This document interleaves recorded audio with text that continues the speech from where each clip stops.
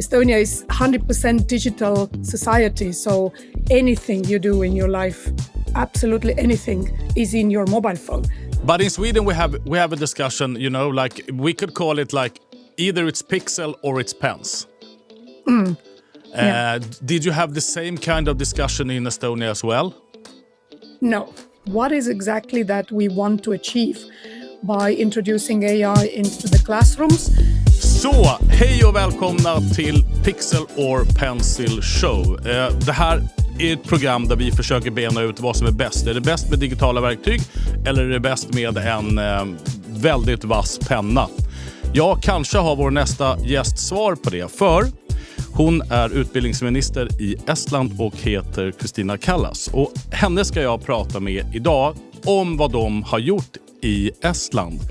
So, a warm welcome to Kristina Kallas. Thank you for having me. Thank you for being here. I really love that. So, I was thinking about we're gonna go for the student first, I think, because I think that's the most important part of education, the students. So, when you imagine the students of the future, what comes to your mind then?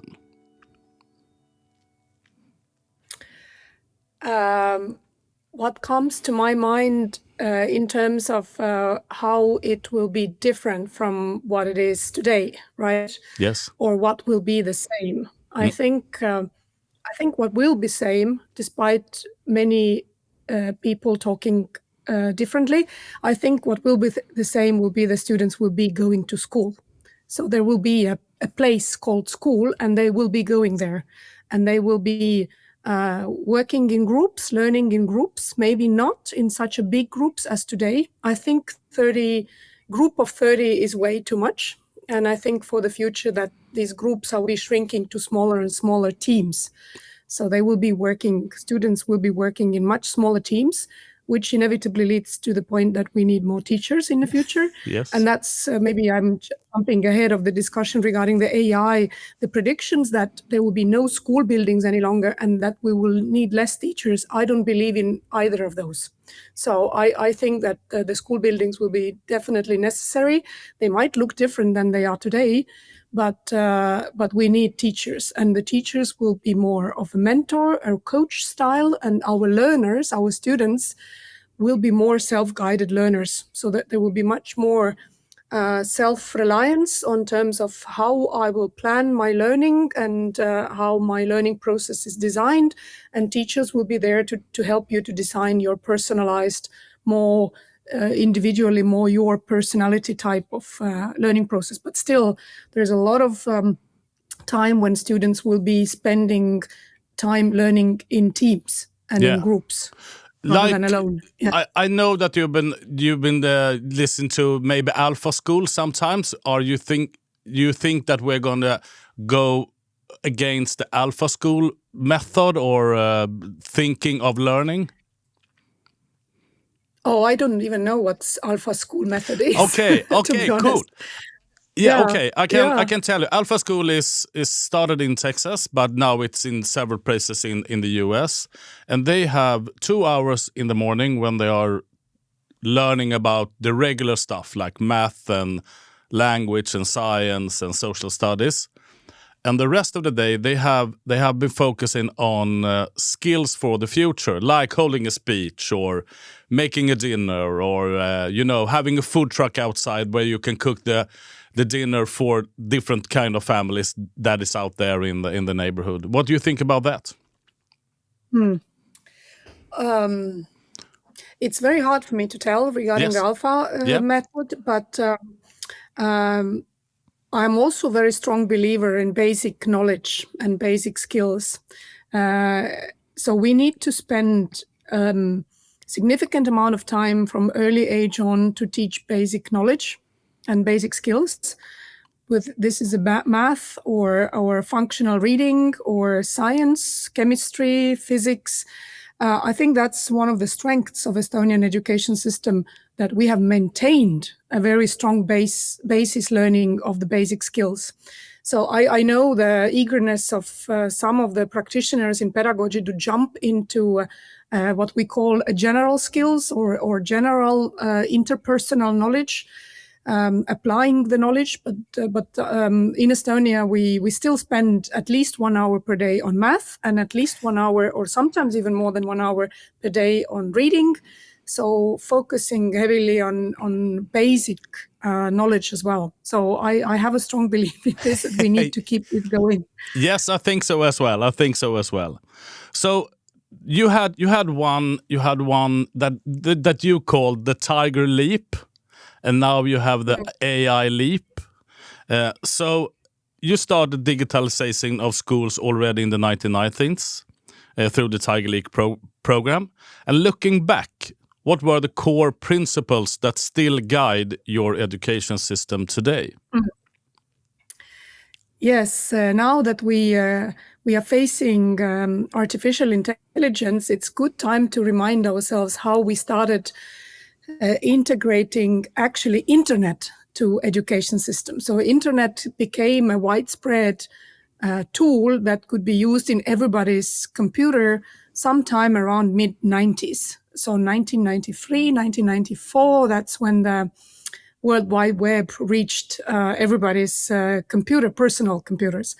And I watched a TV show from 1996 when Estonia initiated what we call the Tiger Leap program. The whole idea was to bring internet to every single school and to install computer classes. So you would have a computer class with the computers there that are attached to internet. So every student could come to the computer class, get on online, and do whatever they need to do online. And I watched the TV show, and there were school principals arguing heavily against this, saying that this is horrible. This is really horrible because it will make our students stupid, because instead of studying math, they will be sitting in a computer class doing Google searches or whatever they will be searching on internet, wasting their time away in sitting and go surfing through the net and playing computer games. That's what the principals were fighting. They said that this is a horrible project. We should not do this. We should continue doing what we do. But what actually happened in Estonia was that there were students going to those computer labs after the school hours, sitting there, and they did play computer games. Yeah. They played a lot of computer games. But that's a generation in Estonia that became a future startup generation. So if you look at Estonian companies like Bolt or Wise, like the founders of Wise admitted that they were the guys sitting in a computer labs in 1997 and playing computer games heavily. So they became an IT entrepreneurs and had a lot of gaming business going on, but not only. So the Wise is now a money transfer business globally. So this was a heavy resistance from the principals, but once it was implemented, actually teachers, surprisingly, took it in very well and started actively actually using those computer classes for teaching. And from early 2000, Estonia already got first companies that were offering digital learning platforms for schools, because schools had infrastructure. So they had those computer labs. So there was companies that came out with innovation of providing learning platforms, digital learning platforms. And as early as 2001, I think, many of Estonian schools started using digital learning platforms in their lessons. And because this experience was positive, we have a positive sort of a historical pathway with the digital tools. Introducing now AI into the schools in the same way, where the state decided that all students of upper secondary and all teachers of upper secondary will receive AI licenses in order to use this as a tool in their teaching. There is no compulsory element there, so you don't have to. As much as you didn't have to with a computer lab, you didn't have to use it, but it was there for you to use it if you choose to use it. The same with the AI. So we make it available to all students, to all teachers, to every single one of them in the school, and they are free to use. And I think that's also an essential principle. It's not good for education if politicians impose certain teaching methods from top down. You have to make teaching tools available to the teachers. You have to, I think, train the teachers or give them the knowledge, the skills, and you have to trust them in terms of how they will use it and when they will use it. Because I've seen experiments where some of the digital devices were imposed from top down by the political decisions, and that always backfired in terms of, because teachers were forced to use it in situations where maybe they felt professionally that this is not actually the best place and best way to use it.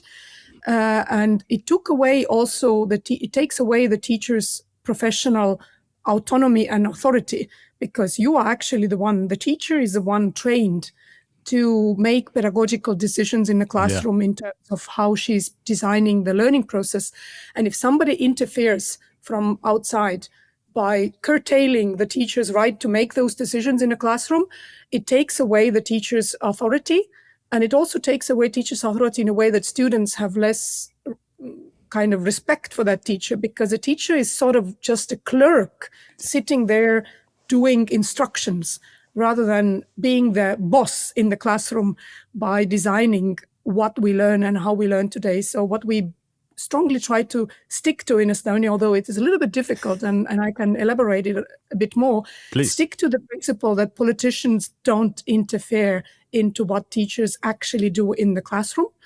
And that's a teacher's decision. Why I'm saying that it's difficult, there is a huge social pressure by parents, by some parents groups, by some experts groups to say that, oh, we should prescribe about everything about mobile phones, we should prescribe everything about the digital devices, it should be prescribed from top down and have the national regulation. And that's a big pressure, because there is a pressure groups that argue with very emotional arguments. This is our children, this is our future, we need to protect our children. But this protection narrative actually provides politicians the pressure to put the frames on teachers on how they can do anything. And we are trying to resist this in Estonia as much as possible, so that politicians would not be the ones prescribing to teachers the way they teach. I'm a teacher, so I love that. Like the pathway to success with digital tools. So big up to you, and keep the good work flowing. But in Sweden, we have a discussion. Like we could call it like either it's pixel or it's pens. Did you have the same kind of discussion in Estonia as well? No, not at all. Okay. No. Because maybe that's an explanation. We never put the teachers into the situation where they had to choose pixel or pencil. So they had both, and it was their decision. Maybe on Monday, the teacher decided that in this math class, because we use pencil, I want students to take their notebooks, the paper, the pen, work in the group, do the exercises in a group. And then for the next lesson on Tuesday in math, I will take them to the computer lab, and we will do a math exercise in a computer lab with some extra analysis. And I will be checking what they learned on Monday, whether they can apply this on Tuesday in a computer. And that's a teacher's decision. That's not minister's decision or anybody else's decision. It's just that you need to make those tools available to the teacher. And what and you have to train the teacher. Yeah, of course. Teacher need training as in every other skill, so you need training. But what tools do you have in Estonia? The digital tools, the AI tools. What tools do you have for your teachers? Well, we have computer labs. So there is computer classes. These are stationary PCs in there. Some schools have, depending on whether the school provider has provided it or not, have laptops or pads, all kind of pads. But that's not something that every student has. So these are the tools provided by the school provider, that whether this is municipality, mostly it's municipality in case of Estonia, some schools are state schools and some schools are private schools. The private schools make up only 10% of the whole school, so mostly 90% it's a municipal schools. And it depends. In some schools, they have those iPads. Some schools, they have laptops, but they have certain amount of digital devices that they can use in school. And then the teachers are just deciding, how and when they are using it. And there is a lesson planning that they need to do. Sometimes teachers would ask students to use their personal devices if they have them, whether these are mobile phones or if students also have laptops. But usually it's mobile phones. Sometimes they use mobile phones for learning. And regarding the AI, so you have not banned my mobile phone in the classroom? No. Okay, no. Could you elaborate a little bit about that? We have not banned the mobile phones. We have asked the schools to put down clear regulations. What are the rules regarding the mobile phones in that specific school? Some of the schools, we have gymnasiums, which is upper secondary schools, and they have different regulations to mobile phones compared to the primary school or elementary school. So most elementary schools have regulation that says that mobile phones have to be in bags, in school bags, in student bags, on a silent mode, should not be used during the breaks. But if the student needs to use a phone to call parents or check the bus schedule or something, then there is a special spot, a place in the building where they go and where they use their phone. But of course, they can't sit there and scroll during the break. They only use these places for connection that they need to do. So most of the primary and elementary schools have regulated like this, and sometimes teachers ask students to use mobile phones during the lessons because there are some exercises that they do with their phones. Yeah. Estonia is 100% digital society, so anything you do in your life, absolutely anything, is in your mobile phone. So whether this is checking your homework or checking your assignments or your bus schedule, you vote online, you do everything online. So it's a little bit strange to tell kids that these devices are bad and never use them. Yeah, I heard that maybe this isn't true, but I heard that the last thing that was online now that became online was that you can now get a divorce online. Is that true? Yes, that was a last service that was still not online. You had to go to the magistrate office to submit your divorce papers, but now you can submit them online, and then there is a 6 months waiting period. And if you don't change your mind, then in 6 months that's just official, and the state registers your divorce in the system automatically. So you don't have to go in person anywhere. So the rumor was true then? Yes. Okay. Yeah. So Estonia, you're now launching the AI Leap, aiming to prepare a whole generation for an AI-shaped future.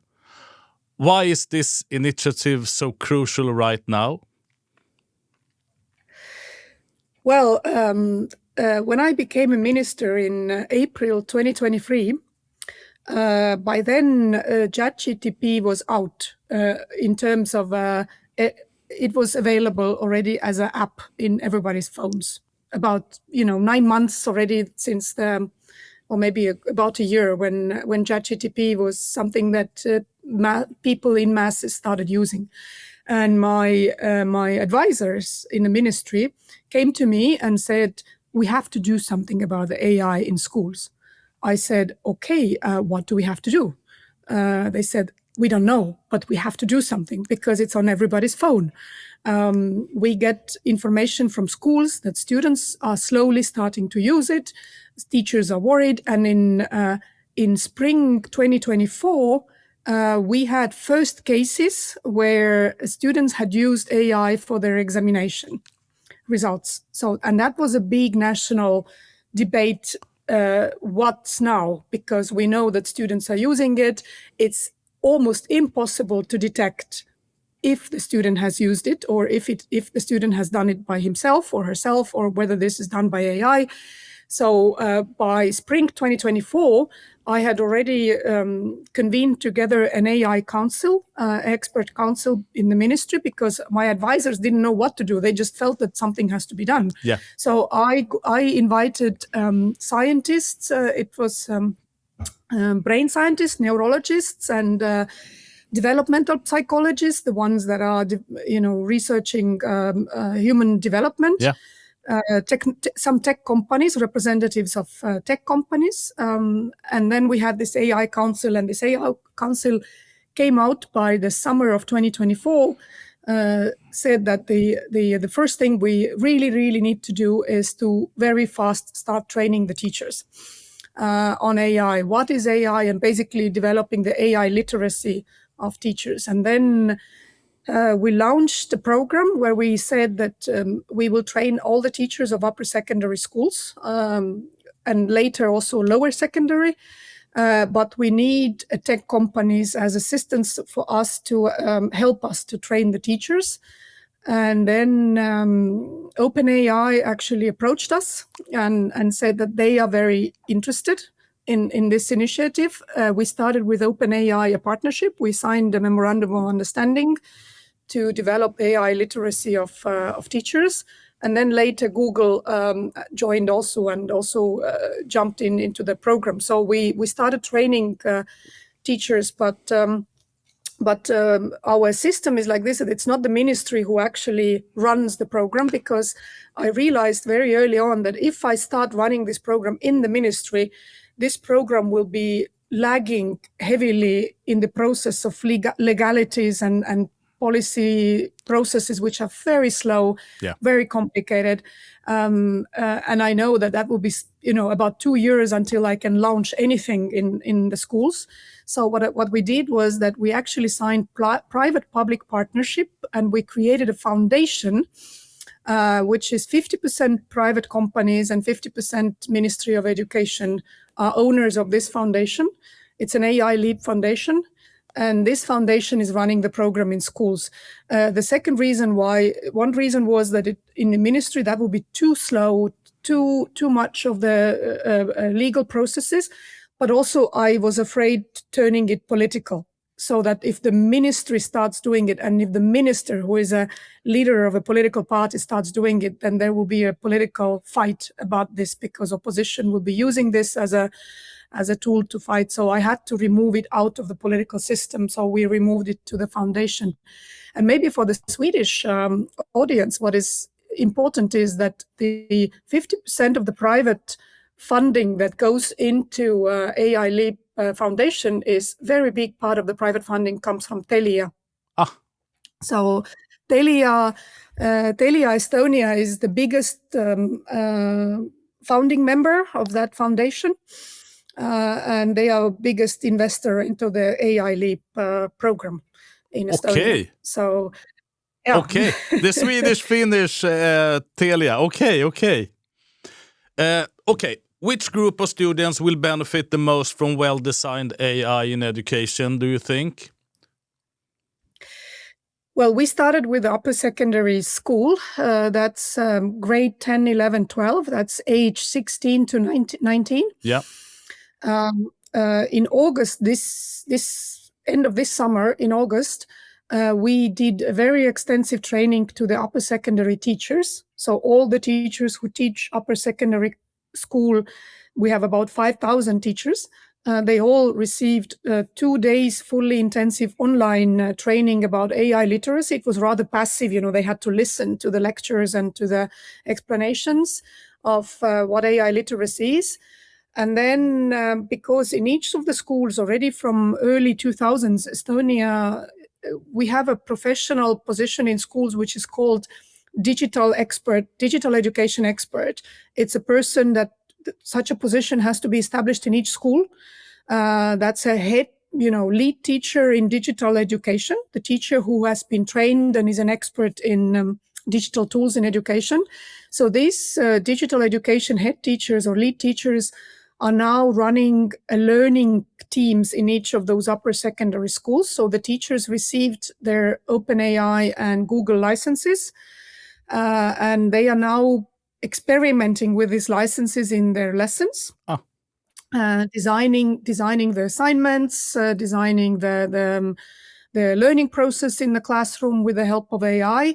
And then these lead teachers in digital education need to do bi-weekly learning groups in terms of analyzing what is happening, mapping the process, how is it going in schools. And the AI Leap Foundation is coordinating those lead teachers. So they are not coordinating each of the 5,000 teachers, but but there is a group of 70 lead teachers with whom the foundation is working. Yeah, and the students don't have the licenses yet. Yeah. And the lead teachers, are they in charge of like holding lectures for the rest of the teachers at the schools? Okay. Holding lectures, but also private consultations if some teachers need assistance. But also they do this bi-weekly group learning, sort of gather together, and the teachers in school will exchange how they have been using it, what have been the practices of using it. They what we call learning groups. There are learning groups of teachers in each of the schools. So we wanted to make sure that every single school is actually in the program, so that there wouldn't be a single school that is out of the program. And now the teachers have been experimenting with AI since August, and the students will receive their licenses in January. 2026. So we will give students had the first training course a couple of weeks ago.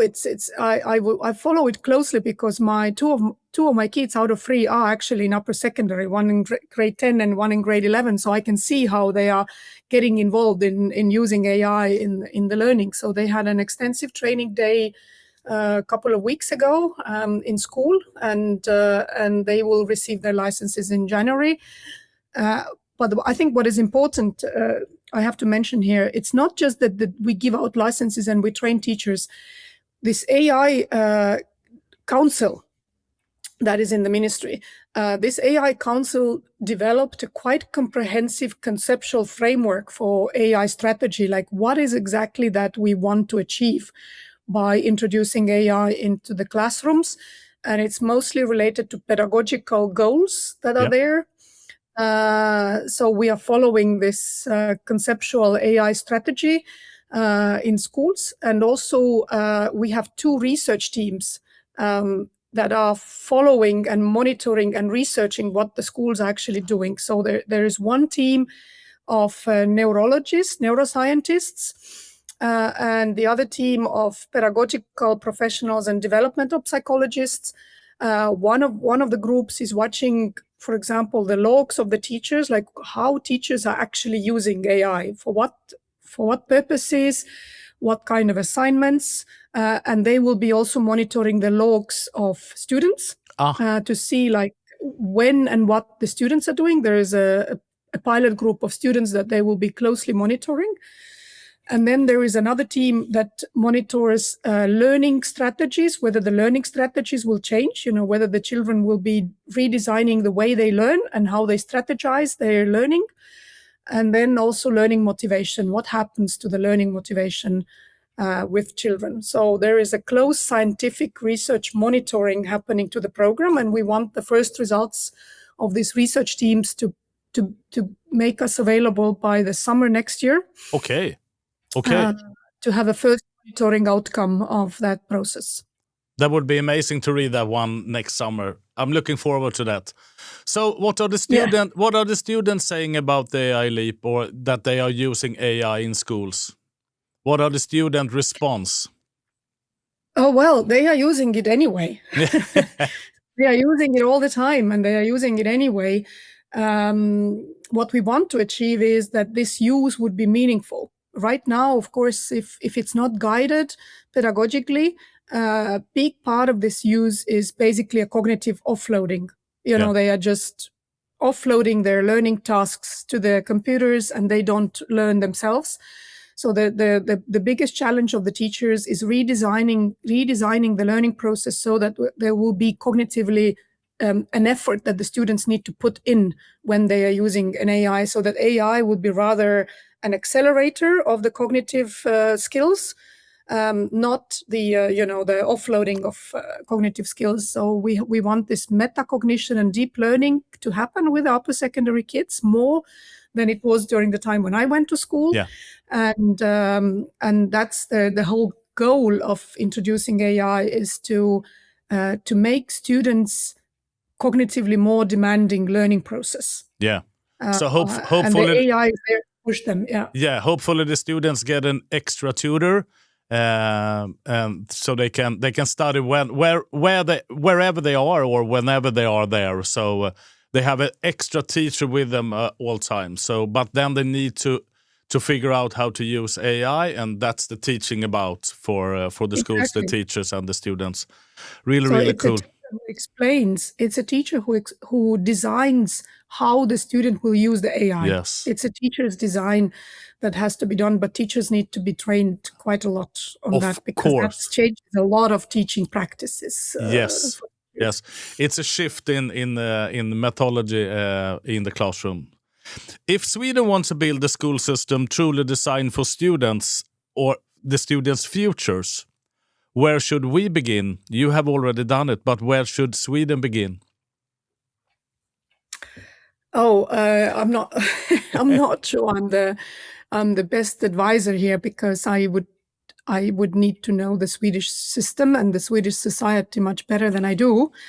But if I just can generalize about Europe in general, because as a minister, I have now been in touch with most of European education systems, European Union, I mean, and what I have observed, where I think we need to rethink, is what I also taught at the beginning of this podcast. I think that politicians need to pull out from the classroom, from the interference into everyday teaching practices, and rather focus on providing resources for teachers to be able to teach, and to teach in the 21st century. So that means focusing on teacher competencies, teaching tools, that the availability of infrastructure that the teacher has, rather than prescription to the teaching methods. Yeah. And because of this prescription of the teaching methods, we have teachers have lost their authority in the classroom. We have behavioral problems in the classroom. We have attendance problems in schools. Especially this is for immigrant background students. They are the biggest, I would say.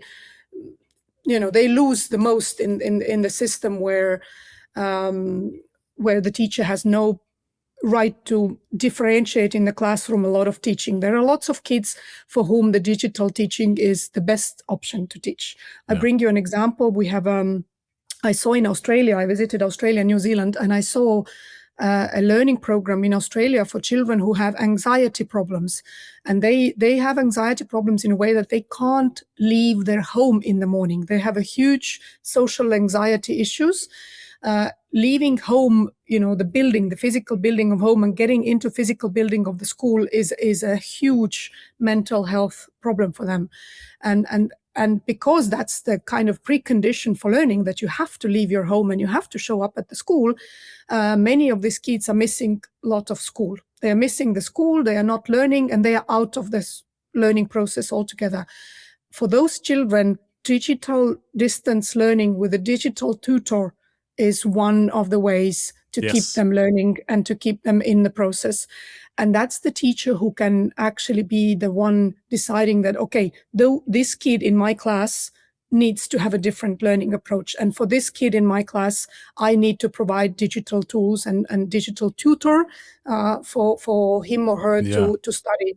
And that's the autonomy we need to give to teachers, that they have this right to decide. Not to say that every kid has to be in school, every kid has to use pen and paper only, and no digital devices, or the other way around, every kid has to use only digital devices, no pen and paper. I think these are two extremes. Yes. And it needs to be the teacher's right to decide how they will design the learning process for different types of the kids that they have in the classroom. So if you should summarize this, the teachers can choose if they want to use Pixel or if they want to use Pencil, but they can use them both. Absolutely. Absolutely. Thank you so much, Kristina Kallas, for joining Pixel or Pencil show. I hope you have a lovely, lovely day today, and see you later, I hope. Thank you very much for inviting, and to all teachers, have a nice holiday season. Oh, thank you so much. Thank you, Kristina. Have a good one. Bye-bye. Bye-bye.